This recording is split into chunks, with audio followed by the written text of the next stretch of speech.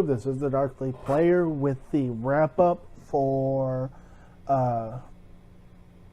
Cat Swarm Elves. And basically, I'm just going to say what I've been saying. I probably do need to work on an extra deck for this deck, or sideboard, I mean, because I don't have a sideboard. If I did have a sideboard, I'd probably put in some answers for some of those protection cards, probably some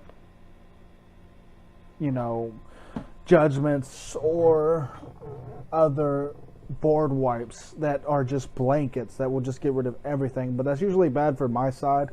So I really don't know what I'm going to get rid of to put in that. So this deck does need some protection against those cards that really hurt it. Because as you saw, I lost to a lot of control or just stuff that just out-swarmed me with pumps and a little bit of a combo when I was just not getting what I needed. And but this deck does have the potential of being a nice, fun, casual deck because it is fun. It does go off a lot, but the shuffler has to be almighty and stuff like that. Sometimes it does play around with you, but this deck is fun. Usually if you get a turn 1 Lano, you're almost set for a turn 2 Druid. You know, it's got its ups and downs. You saw me pulling out 20 creatures. You saw me pulling out 40 creatures. And that third turn after that, I had almost 100 creatures on the battlefield from just a double Zenith into a bunch of lands. Again, this deck is fun. It's not a constant winner, but when it goes off and actually gets the combo out, it is really, really, really good. Because you saw how fast I was playing some of these cards. You know, I was playing Druids by turn 2, Sages by turn 4, and if I get the right cards, this card can come out by turn 3 actually. I've been able to do a turn 3 Sage, but it is hard. I usually have to go into a turn 1 Lano, a turn 2 Druid, and then third turn is a land. And then you saw I usually will pop out a 1 creature and then tap that, and then pull out Sage. Or I'll normally just tap everything, you know. On turn 3, you have 3 lands. So say I got tap 3 and then this for 5 and that for 6. Not much. So yeah, I can do turn 3 Sage, and that's a really heavy blocker to have at turn 3, and it's a really good tech ability because every creature I play, I draw a card. Not legendary, can double up. Most of this deck doubles up. You saw me double up Jiraga. You saw me double up the Druids a lot, and you saw me double up the Sage even. And it's running just a lot of just tech cards. I mean, I don't really know what a wrap-up is for. I'm sorry. I know I'm going to just blab on. So I just run this deck down a little bit more.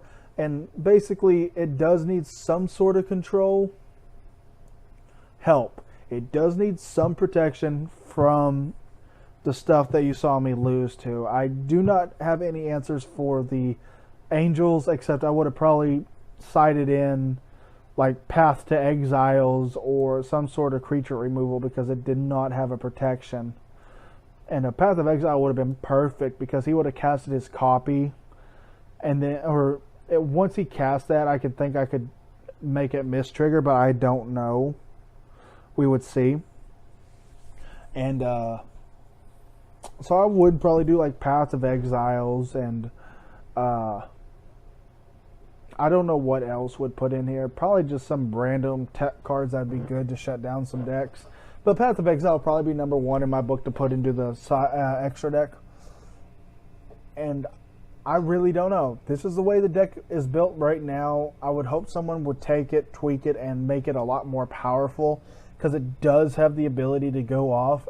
This is an engine similar to Grape Shot, as you know, but I don't like Grape Shot. I think Grape Shot is a little too easy to win with. Really, I do. Grape Shot is just insanely easy. You just got to get to 20 spells. And For me, I get more pleasure from hitting my opponent in the face with a bunch of 2/2 cats. I did something similar to this in Vintage when running an Intruder Alarm deck. I did Hunting Pact.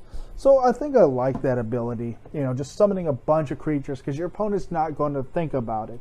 You know, they're probably going to think of, oh, he's just going to do Grape Shot and I just got this card that, you know, negates all damage and I pop out a Sun Zenith while 20 lands.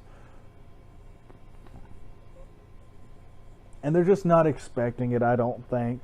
And a couple of people I do that against usually say it's a pretty good surprise. So yeah, this deck does need some cards to help protect it a little bit better. But as it sits, it's a nice little budget deck for casual. It will cost you a little bit to get it in MTGO. I don't know about real life, but it is a fun little deck. I would probably run it casually between friends and maybe tournaments that you just don't really care about, just to see what people's faces looks like when you pull out, you know, Arc Druid, double Arc Druid into a 20 Sun Zenith, and they're just going to be like, what just happened? So yeah, this is just a fun little deck. I'm going to keep this short. I'm going to go here, see how long I did this for. Hold on, sorry about this. Okay, 6 minutes. Yeah, that's good enough for me. So just a short wrap up. The key points I would probably, if you're going to take this deck and make it your own, and I mean the specific engine, don't do Grape Shot, just try to stick with the Sun Zenith. I would say add some things that would help protect it better, because it does suck against control decks, specifically Burn, because everything in here is Grape Shotable until I can get 2 Arc Druids out, and even then, my Visionaries and my Lanos are all gone. They're still shockable. So yeah, this deck does need more protection, but as it sits, it's just fun. It does go off, it does have fun, and I think it's a fun little deck that people should just take for casual playing. Tweak it if you want. Enjoy it. It's fun. It's easy. Have a great day. This is just a fun little deck, and I was having fun and playing it for you guys, so have a great day, and the Dark League players out of here.